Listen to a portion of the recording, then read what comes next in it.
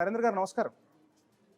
వంశీ గారు రైట్. ఒక రకంగా ముద్రగడ పద్మనాభం మృతి చెందడం అనేది విచారకరం. అందులోనూ కాపు గొంతుక మోగబోయింది అన్న పరిస్థితులు కనిపిస్తున్నాయి. ఇకపై ఆ గొంతుక ఎవరు అంటే కాపులకు సంబంధించి అనేక అంశాలు ఇప్పుడు చర్చకు వస్తున్నాయి. ఒక ఉద్యమాన్ని నడిపారు. ఆ ఉద్యమ నాయకుడు అకాల మరణం తర్వాత ఆ ఉద్యమ ఆకాంక్షల్ని ఎవరు ముందుకు తీసుకెళ్తారనే అంశం చర్చకు వస్తుంది. ఎలా చూడొచ్చు అంటారు? ఏం జరగబోతుంది అనుకోవచ్చు?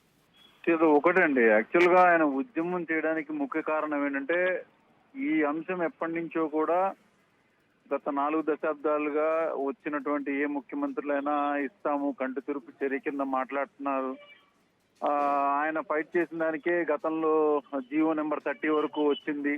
దాని తర్వాత మేనిఫెస్టోలో చంద్రబాబు నాయుడు గారు పెట్టి నేను తప్పనిసరిగా ఇస్తాను, మీకు న్యాయం చేస్తాను అని అంటే, రాజ్యాంగం ప్రకారంగా మనకి 50% రిజర్వేషన్లు మాత్రమే ఇవ్వగలుగుతుంది ఏదైనా కానీ, ఎంతమందికైనా కానీ. ఈ 50% దాటిందంటే మాత్రం అది మనకి కాన్స్టిట్యూషన్ పరంగా కూడా పరిమితి లేదు.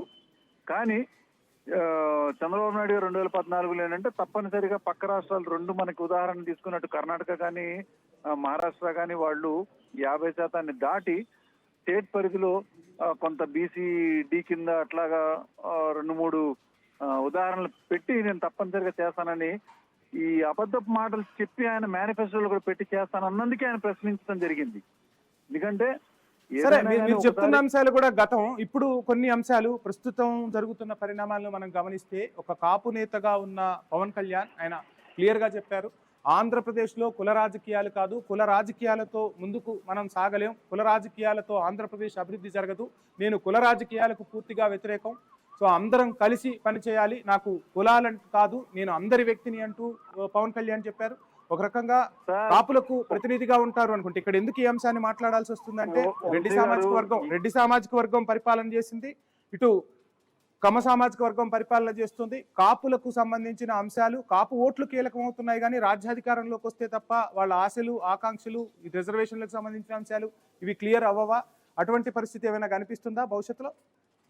పవన్ కళ్యాణ్ గారు ఎప్పుడు కూడా తన అవకాశవాది రాజకీయాలు చేస్తారు. పవన్ కళ్యాణ్ అనే ఆయన మాటల్ని ఎవరు కూడా ఇప్పుడు పట్టించుకునే స్థాయిలో అయితే లేరండి. ఎందుకంటే కాపులు నన్ను ఓన్ చేసుకోరా, మీరు నన్ను గెలిపించుకోరా, కనీసం మన దాని నుంచి లేరా అని చెప్పని, ఇవాళ నాకు అవసరం లేదు, నాకు ఆ కులంతో అవసరం లేదని చెప్పని మాట్లాడటం అది ఎంతవరకు అసలు ఒక చిత్తశుద్ధి ఉన్నటువంటి ఒక నాయకుడిగా మనం ఆయన్ని భావించాలి. ఆయన ఎన్నో వాగ్దానాలు తన అవసరం కోసం చేసి ఇవాళ రాజ్యాధికారం ఆయనకి అధికారం రాగానే ఎన్నో రకాలుగా దాన్ని మాటలు మార్చేసి చెప్పడం అనేది ఆయనని అసలు ఇప్పుడు దాదాపుగా 50% పైన కాపులందరూ కూడా ఆయన వదిలేసేశారు. అసలు కానీ నరేంద్ర గారు వడ్డించేవాడు మనవాడైతే ఎక్కడ కూర్చున్నా ఏం కాదు అన్న సామెత ఉంది కదా, మరి అటువంటి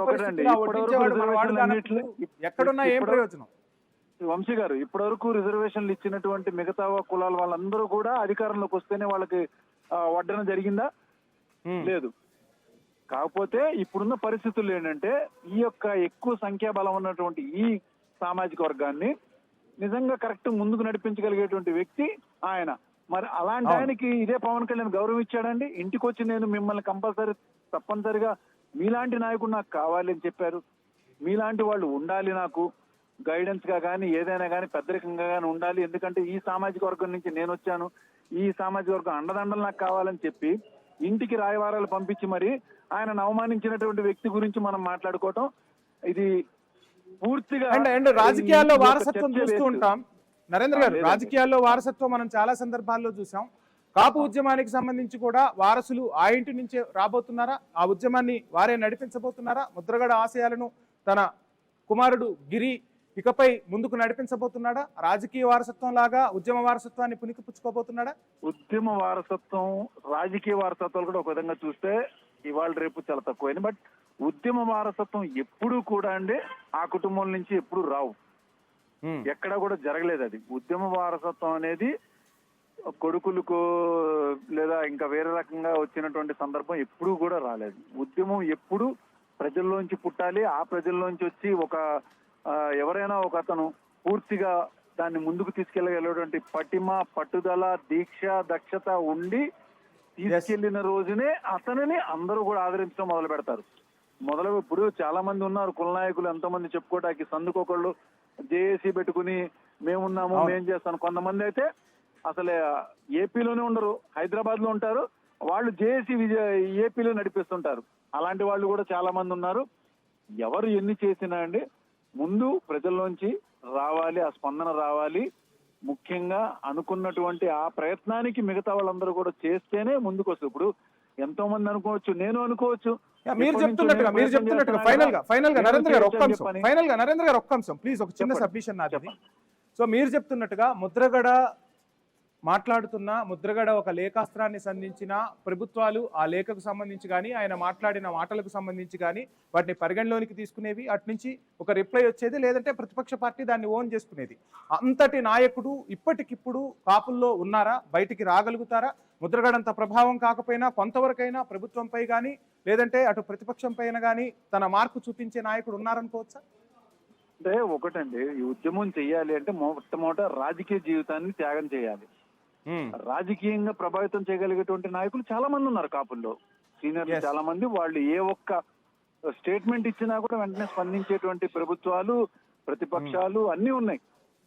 కానీ వాళ్ళు ఆ రాజకీయ జీవితాన్ని వదిలిపెట్టి ఈ ఉద్యమ దానిలోకి కన్నా అడుగు పెడితే తప్పనిసరిగా స్పందించేటువంటి సీనియర్. ఇప్పుడున్న పరిస్థితుల్లో రాజకీయాలను త్యాగం చేసి ఆ ఉద్యమాన్ని ఓన్ చేసుకునే వాళ్ళు ఉన్నారా అసలు కాపుల్లో అంటున్నాను నేను.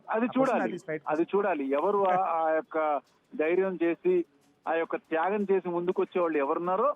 మా చర్చలు అయితే జరుగుతూనే ఉన్నాయి. మొన్న ముద్రగడ గారు జరిగిన అంటే ముద్రగడ గారు ఏ రోజైతే రాజకీయంగా మళ్ళా తిరిగి ఆయన వైఎస్ఆర్సీపీలో జాయిన్ అయ్యారో అప్పటికే ఆయన ఉద్యమాన్ని పక్కన పెట్టి వచ్చారని చెప్పారు. అప్పటి నుంచే చాలా మందిలో చర్చ జరుగుతుంది, ఎవరు దీన్ని ముందుకు తీసుకెళ్లగలగాలి. ఇది చాలా పెద్ద సమస్య, ఎప్పటికీ కూడా తీరనటువంటి సమస్య కింద మిగిలిపోతుంది.